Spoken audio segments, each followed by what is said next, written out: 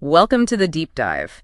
Today we're looking at something pretty unexpected, actually. Definitely unexpected. The sci-fi social deduction game, Gnosia, spaceship, Yeah. imposters. It's getting an anime in 2025. Yeah, announced back in December 24. And what's really wild is how it just skipped over things like manga or novels. Exactly. Straight to anime. So what we're doing today is digging into this really detailed fan prediction piece from January 2025. Right. This was put together before any official details dropped. So it's pure speculation, but really thoughtful speculation. A glimpse into the fan hive mind, basically. It covers a lot who the protagonist might be, character stuff, visuals. It really does. It's like a fan-made roadmap of possibilities.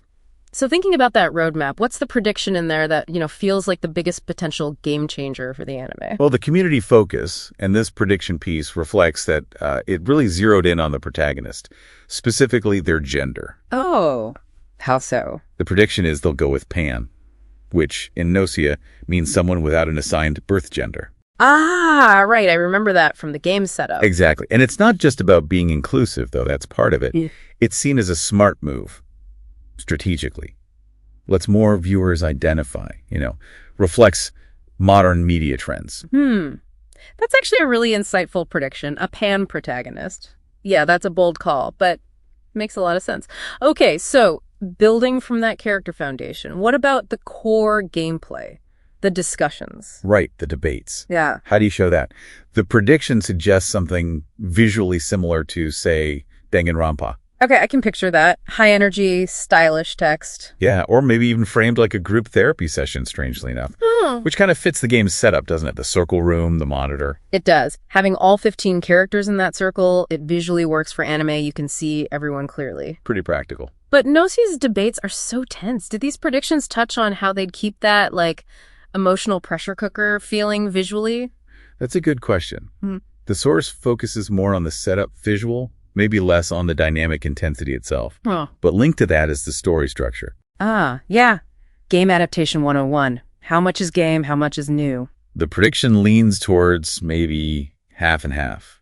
Roughly 50% game events, 50% anime original stuff. 50-50. Why that split? Well, the official site did hint at a unique protagonist.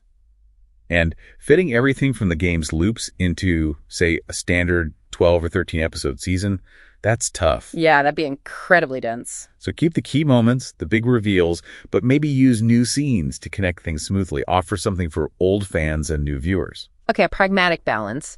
Does the fan piece worry about alienating hardcore players with that much new content? Or is it seen as just a necessary thing? The vibe seems to be more positive, focusing on keeping it fresh while still being Gnosia. They seem to trust the core appeal will shine through.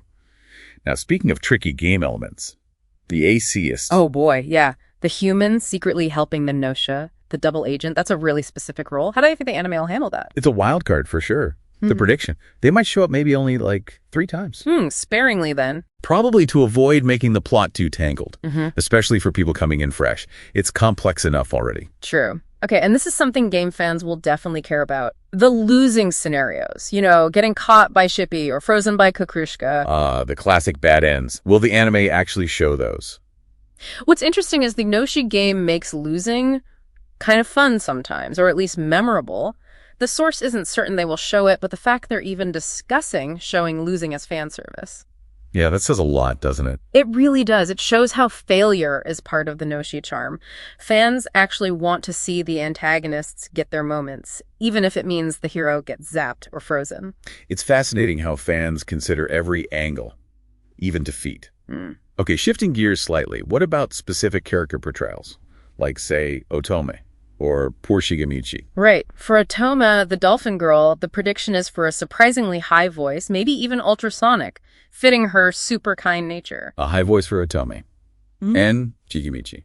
Any hope for him? Sadly, no big surge in fan art predicted for Shigemichi. He makes a funny first impression, but, tough competition in that cast. He does face some stiff competition. And that leads perfectly into the voice acting point. Ah, yeah, the voices are huge. Massive. The source predicts a huge jump in popularity for characters like Setsu, Rakio, Jonas, Remnen, Yuriko, once they get voices. Makes sense. They're already popular, but hearing them speak, that adds a whole new dimension. Exactly. Big boost for fan engagement, merch, everything. So wrapping things up here, these fan predictions, while obviously just speculation at this early stage, they give you a really interesting window into what the dedicated fans are hoping for, right? Totally. We've touched on that unique pan-protagonist idea, the Danganronpa-style visuals for debates, that 50-50 content split. And the idea that just adding voices could cause fan favorites like Setsu or Yuriko to just explode in popularity even more. It paints a really vivid picture of fan expectations. So, here's a final thought to leave you with.